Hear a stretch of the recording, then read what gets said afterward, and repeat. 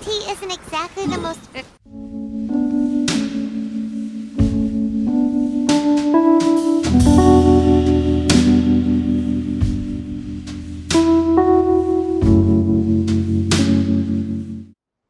I'm also feeling very nostalgic for his tea. Oh, why don't we go to the Kamisato estate? There'll definitely be a tea set we can borrow there. It's the Traveler. And the almighty Shogun. How might I be of assistance, Your Excellency? I wish to borrow a tea set from the Yashiro Commission. Oh, sure. I'll fetch that for you right away. Please step into the courtyard and have a rest, almighty Shogun. Oh, and I'll inform my lord about your visit immediately. Ah, and the tea set. I'll bring that here as soon as it's ready. Be at ease. I'm not here to see Commissioner Kamisato. Actually, I'd prefer to spend this time chatting with the Traveler. Please, fetch the tea set at your convenience. No. I am your humble servant. I daren't think of my own convenience when the almighty Shogun graces me with her presence. I'll deal with it right away. Well, it's not often we have the chance to chat. I'm sure you must have a lot of questions. Right. Paimon wanted to ask that too. The almighty Shogun that he described didn't sound anything like you at all. I seldom had the time to drink tea. Any free time I had was spent practicing martial arts. So, in the vast majority of cases, the one he made tea for was the former Electro Archon, who was also my sister, Raiden Makoto. He may well have had an inkling about there being two Raiden Shoguns, but he always acted as if he was completely unaware of it. The philosophy of life that he shared with us just now, that was Makoto's view on reality. She always saw things that way. You and Makoto had pretty different views, huh? Indeed we did. It was the biggest difference between us. In her eyes, the most precious things in this world were dreams. The yearning for a better future held by living beings. They are similar, but not identical. When you came charging into the plane of Euthymia, I saw human aspirations light up the sky far above in the form of countless stars. This somewhat shook me. Now, it seems like she was right, while I took the wayward path. Wow. There sure was a lot going on beneath the surface. Makoto saw a bigger picture than I did.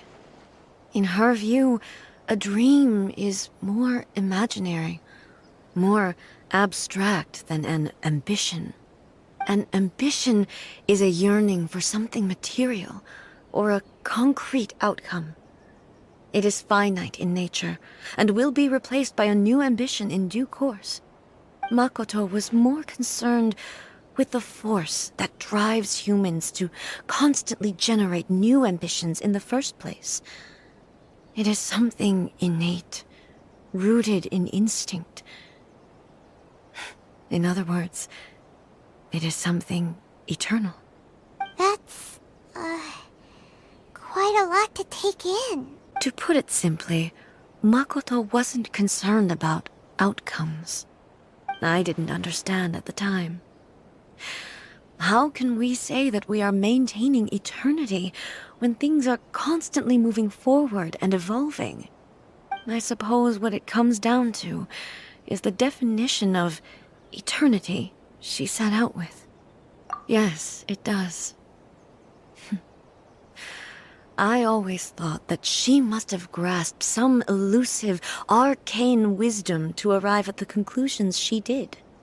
But in the last analysis, Makoto's philosophy was, on the surface at least, an elegantly simple one. Notwithstanding that it was also the more prudent choice, based on a more mature, far-sighted outlook. Do you feel you're starting to understand her better now? You have already witnessed my previous views on eternity. But now, I no longer cling to what was lost. I suppose that means our differences have been reconciled. Almighty Shogun, I found a tea set. This one in particular should be fit for your Excellency's use. It's quite beautiful. Thank you. You are too kind. A humble servant such as I does not deserve the gratitude of the Almighty Shogun. It's all good, sir. She's actually pretty chill. Let us return. We ought not keep Furuyama waiting too long.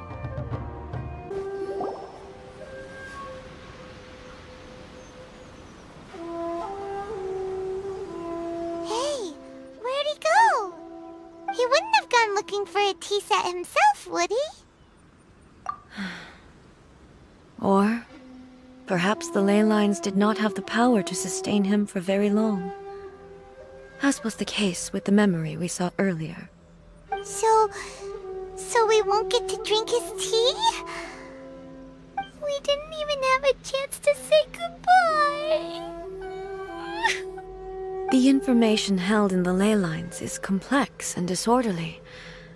The fact that we were able to meet him to begin with was a miracle of fate.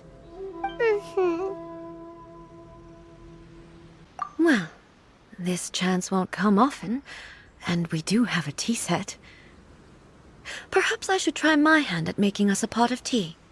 I've watched Furuyama brew tea on many occasions. I doubt I should have any major problems doing it myself.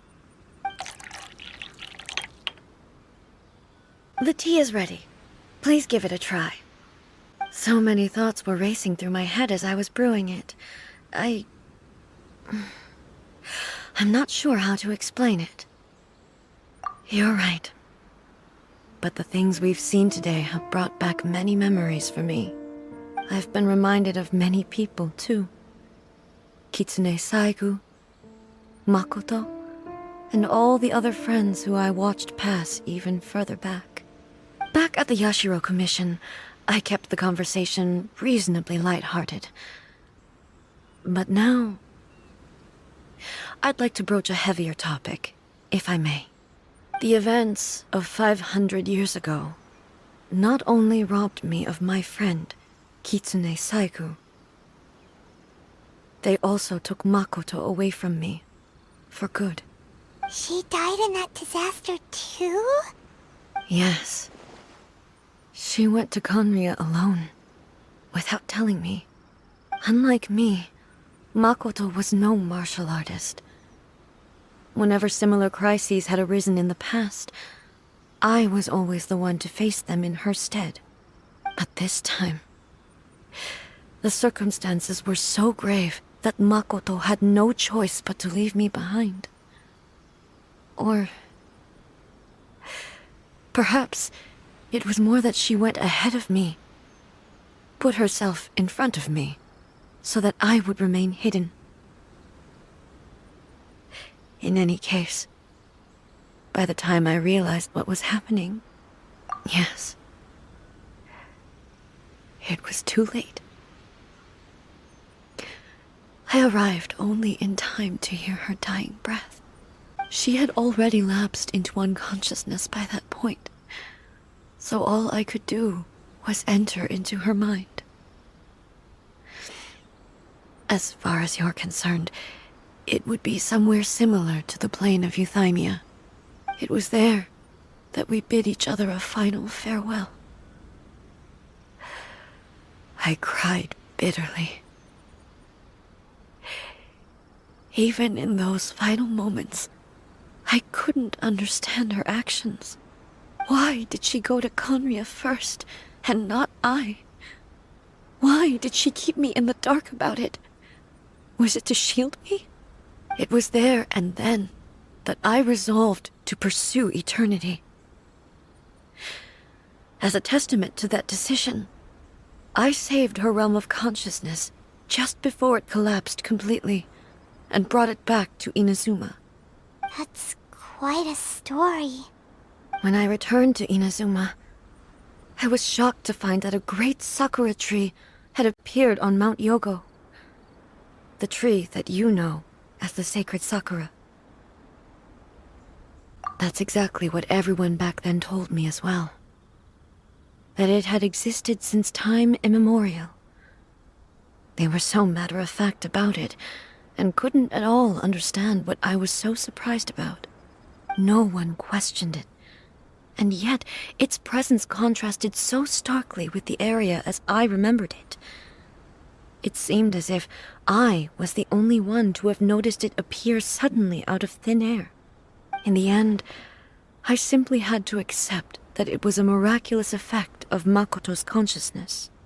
With the help of the sacred Sakura's power, I was finally able to overcome the monsters and quell the disaster in Inazuma. This is all really hard to understand. Kinda beyond Paimon's level.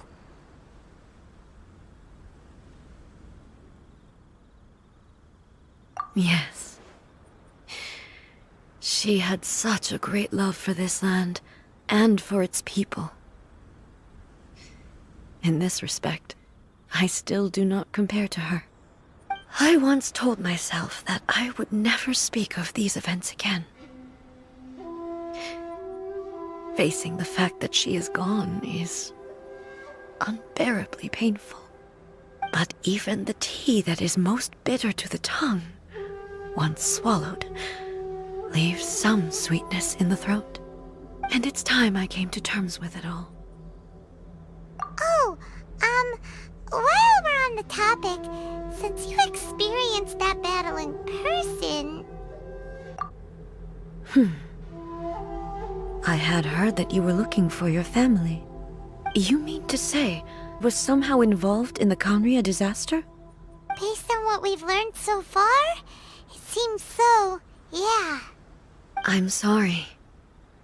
I wasn't there for the whole thing. By the time I arrived, the worst of the fighting was already over. And also, my mind was consumed entirely with the plight of Inazuma, and the fate of those closest to me. So, I am afraid I can't help you. Oh, well, that's a shame. But it can't be helped, I guess. Boy, both of you have experienced great tragedy. With this last cup of tea, let us honor the Tea Master's memory. Thank you, Destiny, for giving us the chance to meet again. We should go. Let's keep following the traces. Very well. Based on my investigation so far, I believe this next pack of monsters should be the last.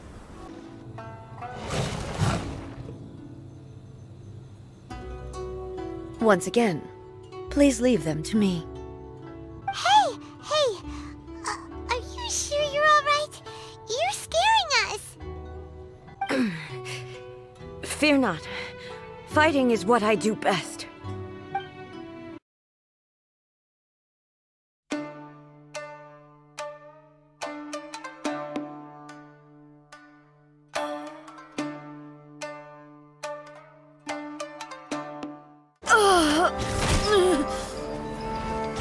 Are you alright?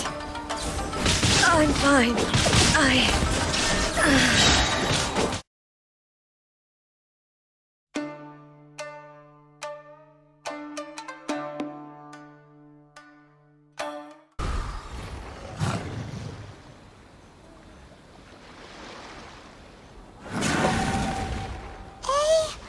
Maybe you should leave this one to us. My apologies. Don't worry about it. Just take a breather and get your strength back. We'll deal with the monsters.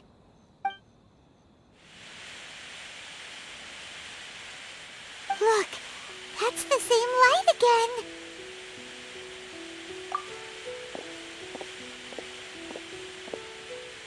Where am I? Who are you? Almighty Shogun, you're here too! Are you injured, Your Excellency? I'm quite all right. Just feeling a little stiff. We, the Shogunate Samurai, will defend the Shogun until the very end. Come on, men! They're coming back for more! Let's get them!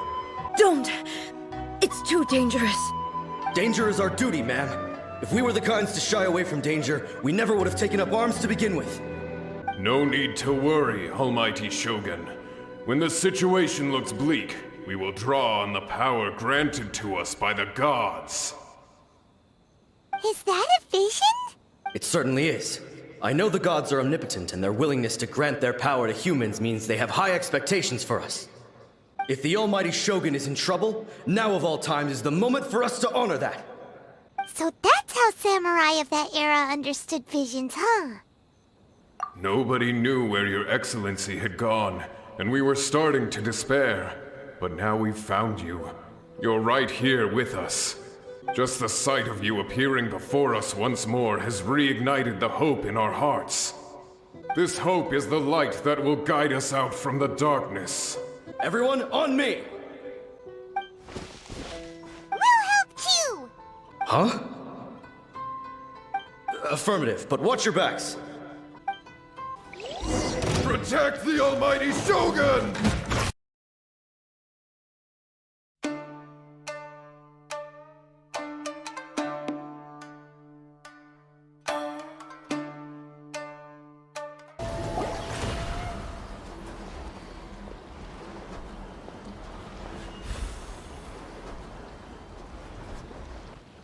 It seems like their attacks are finally over. I've never fought so fiercely before. Thank you all. Are you okay? Maybe you should keep resting. I'm fine. I feel much better already. You fought phenomenally. It was truly awe-inspiring. The monsters will definitely come back. And when they do, it'll be more than a few rifthounds this time.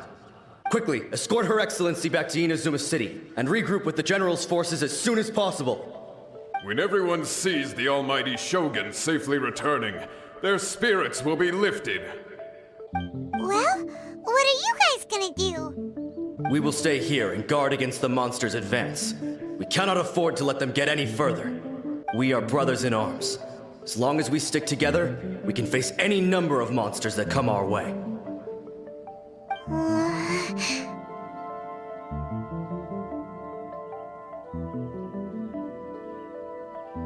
Just leave it to us.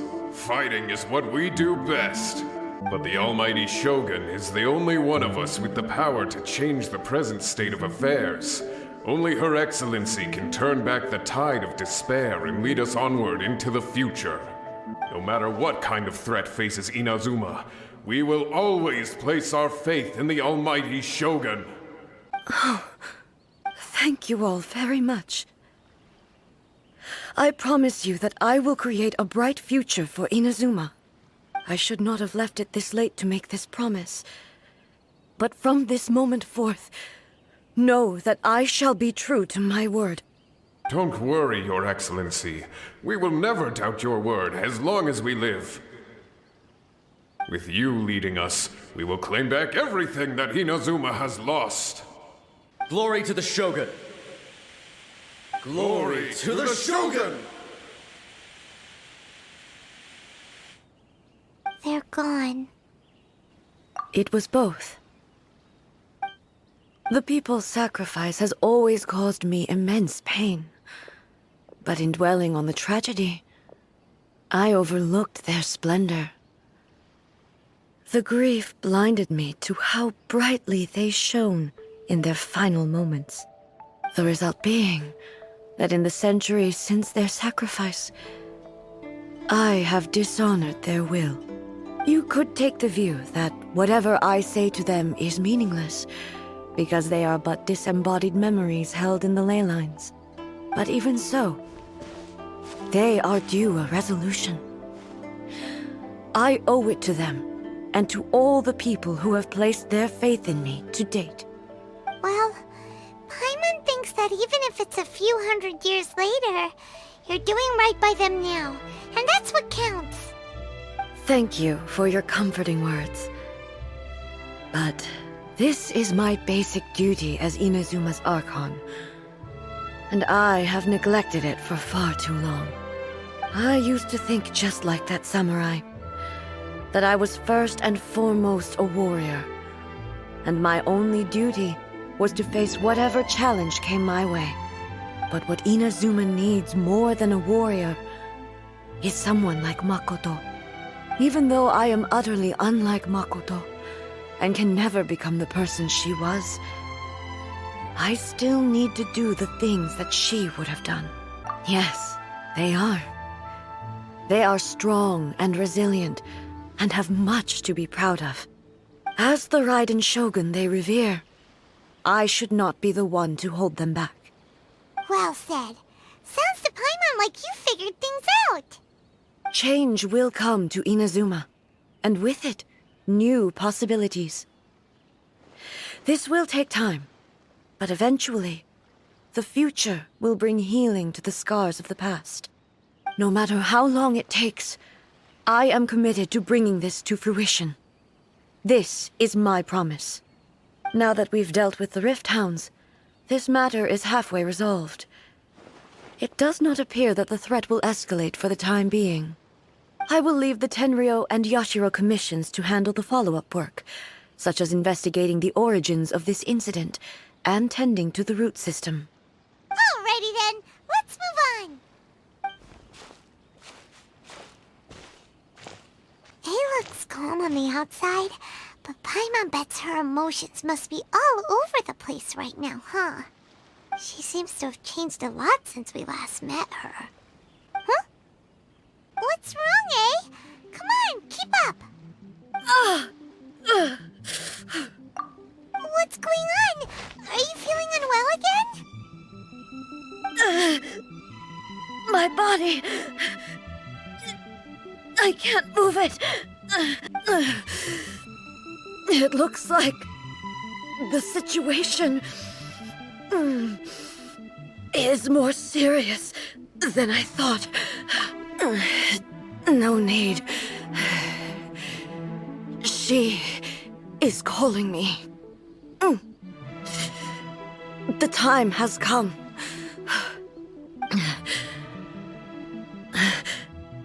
Can you help me walk? I need to go to the cave below the Grand Narukami Shrine. Why? What's in there? A battleground. One where I shall sever ties with the past and take the first steps into the future.